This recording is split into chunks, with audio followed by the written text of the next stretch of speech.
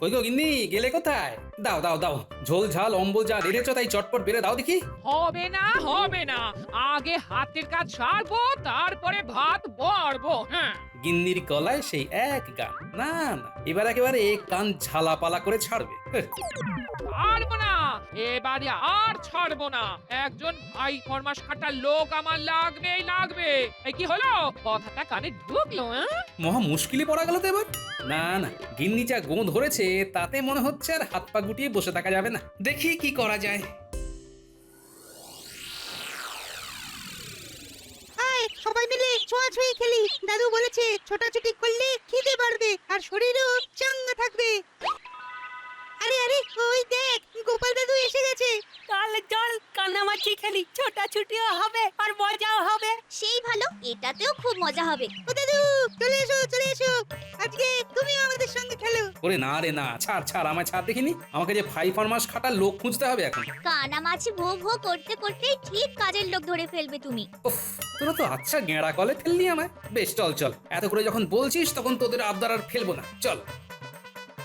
নে নে, গামছা দিয়ে দাদুর চোখ দুটো আচ্ছা করে বেঁধে দে, যেন কোনো ফাঁক ফোকর দিয়েও কিচ্ছুটি দেখতে না পায়।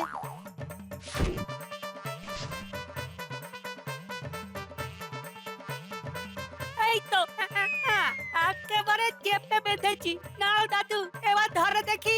ওফ, কি করেছিস রে? কিছুই তো কই নজরে পড়ছে না তো। এ মা, দাদু ধরতে পারে না, দাদু ধরতে পারে না। ওই রে, গেলি কোথায় সব? কাউকেই তো নাগালের মধ্যে পাচ্ছি না। এই তো পেয়েছি একটাকে। এবার পালাবি কোথায়? হ্যাঁ, আরে আরে, এই যে কিলে পচা, একেই বলে ওপরওয়ালা যা করে তা মঙ্গলের জন্য। ধরে যখন ফেলেছি তখন তুই 5 মাস খাটার লোক হয়ে আমার সঙ্গে আমার বাড়ি যাবি, চল। ইয়েতে অবশ্য আমার কোনো আপত্তি নেই। শীষকে চুরি করা ছেড়ে দিয়ে সৎ পথে থাকার চেষ্টা করছি আজকাল। এবার না হয় 5 মাস খেটেই খাবো। দেখো গোপাল দাদু, আমাদের কথাই ঠিক হলো তো। খেলতে খেলতেই তুমি কেমন কাজের লোক পেয়ে গেলে।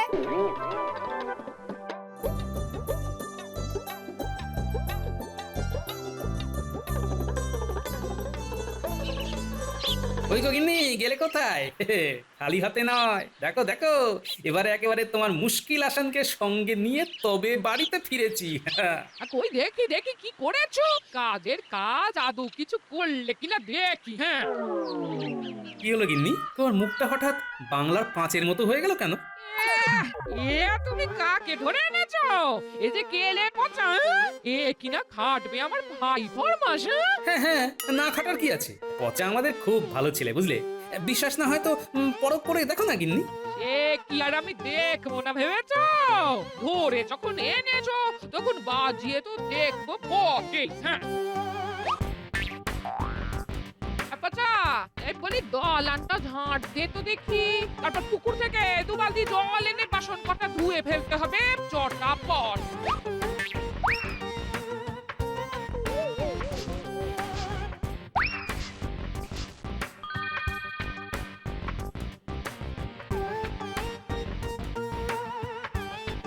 দেখো গিন্নি, দেখো দেখো, রত্ন চিনতে আমার কোনো ভুল হয়নি। না না, এই কোমরটা তো এখন বেশ চটপটে হয়েছে দেখছি। হ্যাঁ, তবে ছিল না গিন্নি, কাজের ব্যাপারে পচা তো বরাবরই যাকে বলে ওই ধর তক্তার মার পেরে। যাক যাক যাক যাক, এদিকটা যখন সামলে গেছে তখন আর কোনো চিন্তা নেই। এবার আমি খোলা মনে রাজসভার কাজ করতে পারবো।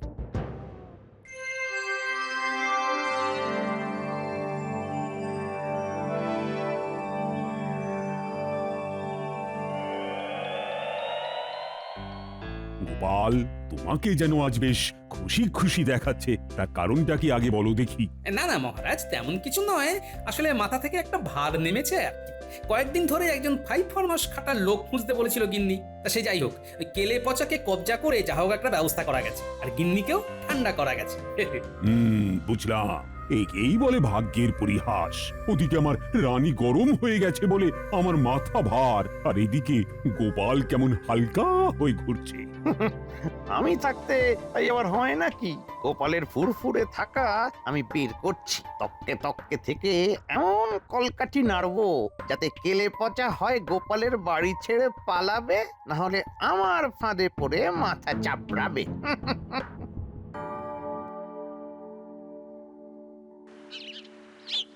শুধু ঘরের কাজে রক্ষে নেই, এবারে বাইরের কাজও করি দেখাতে হবে। আর মাথার ঘাম পায়ে ফেললি ঠাকুরও নিশ্চয় মুখ তুলে চাইবেন। হ্যাঁ, আরে আরে, এটা কি? এটা তো একটা কঙ্কন। বাবা, কাঠকুড়াতে এসে কি পেলাম আমি? এই তো সৎ পথে চলেছি বলে বন্ধেরই নির্ঘাত খুশি হয়ে এই কঙ্কন আমার উপহার দিয়েছেন। যাক, দিয়েছেন যখন, তখন এই কঙ্কন বিক্রি করে যে অর্থ পাবো তাই দিয়ে না হয় কোনো কাজ কাম শুরু করবো। হ্যাঁ, খুব ভালো হয়েছে।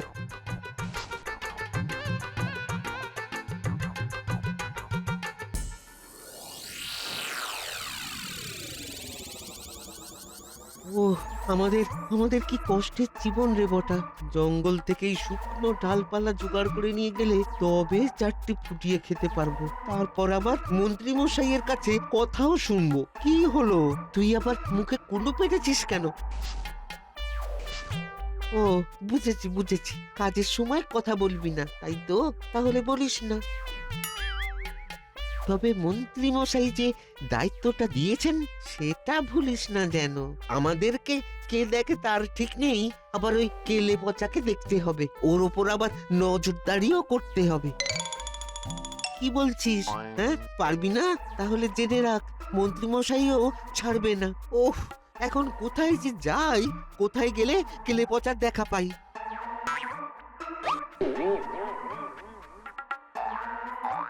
কি হলো বলতো? কি ইশারা করছিস? হ্যাঁ,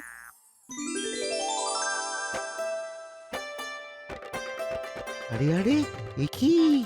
যাকে আমরা এদিক ওদিক খুঁজি সে যে দেখি আসছে হাঁটি হাঁটি। আরে আরে আরে, বটা দা, ঘটা দা যে। তোমরাও আমার মতো কাঠকুটো জোগাড় করতে মাথার ঘাম পায়ে ফেলেছো বুঝি? না ফেলে উপায় কি বল? আমাদের কি তোর মতো ওই শীত কাটার অভ্যেস আছে, না সুযোগ আছে বল? সোজা পথে আয় করে খাই, তাই খাম ফেলা ছাড়া উপায় নেই। আমি আর বাঁকা পথে নাই গো দাদা, সৎ পথে আসি বলে এই দেখো, দেখো না কেন, দেখো না, বন্ধে দিয়ে আমার এই সোনার কঙ্কন দিয়েছেন। হ্যাঁ, এবার এই কঙ্কন নিয়ে আমি সাহেবরার কাছে যাচ্ছি, ওর কাছে এটা বিক্রি করে যে টাকা পাবো তাই দিয়ে পাকা ব্যবসা করবো। হ্যাঁ, বনদেবী সোনার কাঁকন দিল?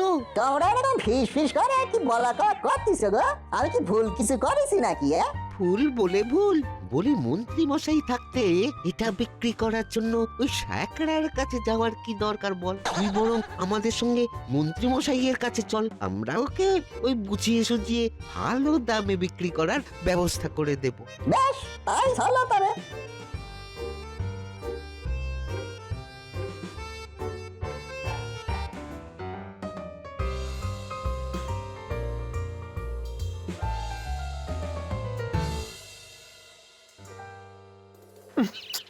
বটা ঘটাকে যে কোনো একটা কাজের দায়িত্ব দিয়ে একটু নিশ্চিন্তে থাকবো তার উপায় নেই। সেই তখন থেকে হন্টন আর হন্টন করতে করতে আমার পা দুটো টনটন করছে, তবু ওরা এসে একটা কোনো ভালো খবরও দিতে পারলো না। এই তো আমরা এসে গেছি মন্ত্রী মশাই। আর সঙ্গে ওই পচাকেও নিয়ে এসেছি। ওকে নাকি ওই বনদেবী একটা সোনার কাঁকন দিয়েছে। আর ঘটা দাদা বললো যে আসল মূল্য নাকি আপনিই দিতে পারবেন। তাই তো সে আপনার কাছে এলাম গুটি গুটি পায়ে। ঠিকই তো বলেছে, ঠিকই তো বলেছে। অন্য কারুর কাছে গেলে ঠকিয়ে দিতে পারে, কিন্তু আমি এর যা দাম সেটাই দেব। তবে আবার কি মন্ত্রী মশাই? তবে এই কাঁকনের যা দাম সেই অর্থ এখনই তো আর আমার কাছে নেই। এই মরিসে, তাহলে কি হবে? কি আবার হবে? তুই বরং পরের দিন এই কাঁকন নিয়ে আবার আমার কাছে আয়। ভয় নেই, আমি ভালো দাম দেব। তবে তার আগে চুপি চুপি একটা কথা বলি শোন। এই কাঁকন পাওয়ার আনন্দে আজ আর গোপালকে রাজসভায় আসতে দিস না। যা গিয়ে তোর মনিবকে ভালো মন্দ কিছু রেঁধে খাওয়া দেখি। বেশ, আপনি যেমন বলছেন তাহলে তেমনই করবো। এটা কেমন হলো মন্ত্রী মশাই? আমরা এটা ওটা টুপি পরিয়ে ওকে এখানে নিয়ে এলাম, আর আপনি আপনি কাকন সমেত ওকে যেতে দিলেন? ওরে ওরে, আমার কি আর তোদের মতো এলেবেলে বুদ্ধি? ফাঁকতালে একটা সুযোগ পেয়ে গেছি, এটাকেই তো কাজে লাগাতে হবে। এবার এমন চাল চালবো যে পচাকেও ভাগানো যাবে আর গোপালকেও পেঁচে ফেলা যাবে।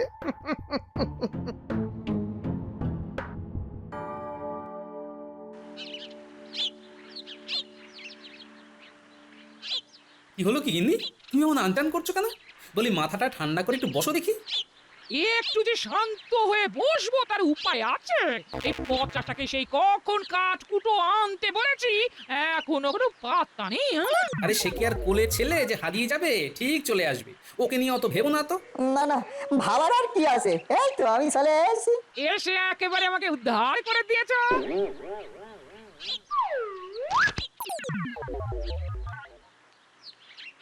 বলি এত বেলায় কাঠকুটো নিয়ে এলে রান্নাটা চাপাবো কি করে? রান্না আপনি কেন করবেন? রান্না তো করবো আমি। আপনারা আজ পায়ের উপর পা তুলে খাবেন আর বিশ্রাম করবেন। আর সে না হয় করবো, তবে আজ আবার তোর কি হলো? কি আনন্দে রেঁধে খাওয়াবি আমাদের? আজ কাঠকুড়োতে গিয়ে এই সোনার কাঁকন পেয়েছিল গোপাল দাদা। নির্ঘাত বনদেবী আমার উপর প্রসন্ন হয়ে আমার কাঁকন দিয়েছেন। আনন্দ হবে না? উমা, এ তাই নাকি? এই কই দেখি দেখি দেখি। ও তা হ্যাঁ রে, বলছিস বটে। তবে তোর বনদেবী এক জোড়ার বদলে দেখে দেখে একটা কাকন দিল তাহলে? এই রে, এইটা তো ভেবে দেখিনি। কিন্তু আমাকে তো ভাবতে হচ্ছে তোর বনদেবীর সোনার কাকন যে আমাকে ভাবনায় ফেলে দিল। হ্যাঁ,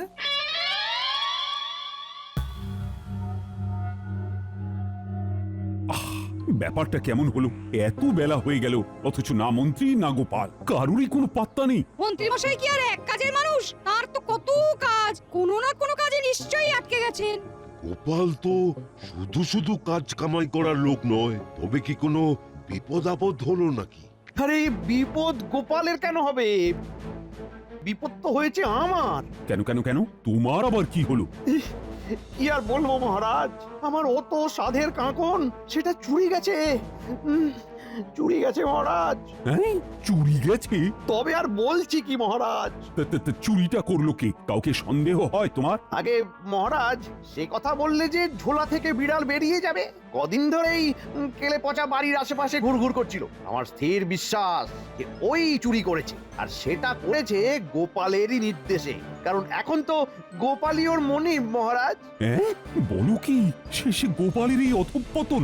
না না না, এটা তো আমি কিছুতেই মানতে পারছি না। আগে আমারও এটাই বিশ্বাস যে পচা যেটা এখন গোপালের বাড়িতেই লুকিয়ে রেখেছে। তল্লাশি করলেই হাতে নাতে ধরা যাবে। তুমি কি নিশ্চিত মন্ত্রী? আগে 100-110 ভাগ নিশ্চিত মহারাজ। ওই কাঁকন চুরির আনন্দেই তো গোপাল এখন বাড়িতে বসে খ্যাটন করছে মহারাজ।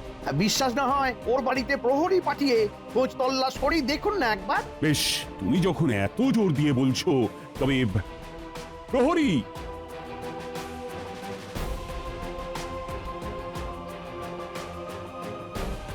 যাও যাও তো গোপালের বাড়ি তল্লাশি করে এসো দেখি, দেখো তো কি পাও।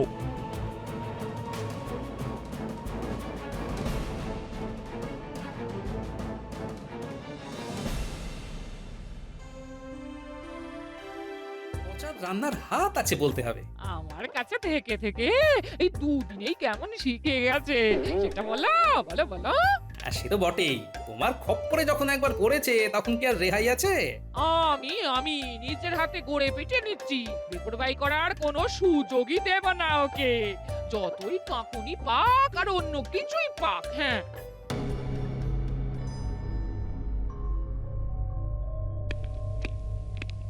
এই যে গোপাল দাদা, মহারাজের হুকুম আছে, তল্লাশি করতে হবে। এখানে নাকি চোরাই মাল লুকিয়ে রাখা আছে। ওই তো চোরাই মাল। দাও দাও, আমাকে দাও। এটা চুরি করা জিনিস। এই বোঝো কাণ্ড। ওরে পচা, তোর মনে মনে তবে এই ছিল? না না না না, গোড়া থেকেই আমার একটা সন্দেহ হয়েছিল যে এরকম একটা কিছু হবে, কিন্তু উনি বুঝলে তবে তো। নাও এবার ঠেলা সামলাও। হ্যাঁ চলো গোপাল দাদার পচা, তোমাদের দুজনকেই মহারাজের কাছে যেতে হবে। যেতে পারি, তবে একটা শর্ত আছে যে। শর্ত? শর্ত আবার কি? না না, তেমন কিছু নয়, তবে ওই ধরা যখন পড়েই গেছি তখন না হয় আমি নিজে গিয়ে ওই কঙ্কন ফেরত দেব। বেশ, তবে তাই চলো।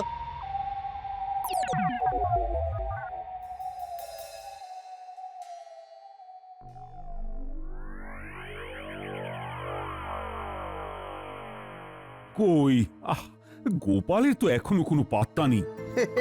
বামাল ধরা পড়েছে, এখন আর কোন মুখে আসবে মহারাজ? ও মা, গোপাল লাগে চোর, আমার কাটছে না যে ঘোর। না না না না না না, নিশ্চয়ই কোথাও একটা কিছু ভুল হচ্ছে। প্রণাম মহারাজ। ও, চুরি করে আবার প্রণাম করা হচ্ছে, ভক্তি যেন উতলে উঠছে। অতি ভক্তি চোরের লক্ষণ, সবাই জানে। ব্যাপারটা কি গোপাল? যা শুনছি সব সত্যি? আগে মহারাজ, গোপাল দাদার বাড়িতে কেলে পচা সত্যি সত্যি একটা সোনার কাকন নিয়ে দাঁড়িয়েছিল। গোপাল দাদা সব জানে। ছি ছি গোপাল, পচা না হয় চোর, কিন্তু তুমি কটা মোহরের জন্য তুমি এমন কাজ করাতে পারলে? মহারাজ, সত্যিটা হলো আমাদের ষড়যন্ত্র করে ফাঁসানো হচ্ছে। ধরা পড়ে গেলে সবাই এই কথাই বলে মহারাজ। দাও গোপাল দাও, এক্ষুনি মন্ত্রীকে তার কঙ্কন ফেরত দিয়ে দাও। আমি তোমার আর কোনো কথা শুনবো না, আর বাকি তোমার শাস্তির ব্যাপারটা আমি ভেবে দেখছি। আপনি বলছেন যখন, তখন নিশ্চয়ই ফেরত দেব, তবে তার আগে আমার একটা কথা যে আপনাকে শুনতেই হবে। বেশ, কি বলার আছে বলো। মন্ত্রী মশাইয়ের নিশ্চয়ই এক জোড়া কঙ্কন ছিল, তাই জোড়ার অন্যটা রাজসভায় এনে হাজির করলে তবেই আমি এই কঙ্কন দেব। এটা আবার কেমন বায়না মহারাজ? না না না না না, গোপালের সব কথা এভাবে মেনে নেওয়া যাবে না। তাহলে কঙ্কনও পাবেন না। আরে পাবো না মানে? এটা কি ফাজলামো পেয়েছো নাকি? মন্ত্রী, সবার মাঝে চেঁচামেচি না করে নিজের থেকে প্রমাণ দিয়ে দিলেই তো সব ল্যাঠা চুকে যায়। তুমি কালই অন্য কাকুনটা এনে দেখাও, এতে সবার সন্দেহ দূর হয়ে যাবে। বেশ, তাই হবে মহারাজ, তাই হবে।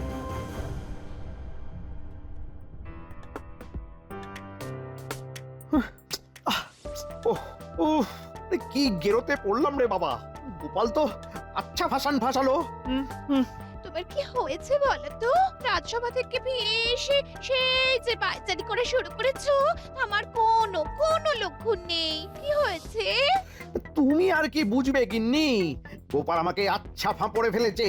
এটা নিশ্চয় ওই কাকনের ব্যাপারটা নিয়ে। তুমি তো সবটাই জানো গিন্নি, তোমাকে তো সবটাই বলেছি। ভেবেছিলাম পচার কাছ থেকে ওই কাকনটা হাতাবো আর সেই সঙ্গে গোপালকে ফাঁসাবো, কিন্তু গোপাল এখন বলে কিনা যে ওই কাকন যদি আমার হয় তবে এক জোড়ার আর একটা তো আমার কাছেই থাকবে, সেটা দেখাতে হবে। ও, এই ব্যাপার, এটা নিয়ে তো তুমি এত ভাবছো। আরে ভাববো না গিন্নি, এটা ভাববো না, কি যে বলো। এখন তো আর একটা কাকন কোথা থেকে জোগাড় করব? আমার মিথ্যে তো ধরা পড়ে যাবে গিন্নি, মিথ্যেটা ধরা পড়ে যাবে। এটা কোনো সমস্যাই নয়। শোনো, তোমাকে একটা উপায় বলে দিচ্ছি। আরে বাহ, এই বুদ্ধিটা তো আমার মাথায় আগে আসেনি। না না না না না, এই বুদ্ধিটাই কাজে লাগাতে হবে। হ্যাঁ,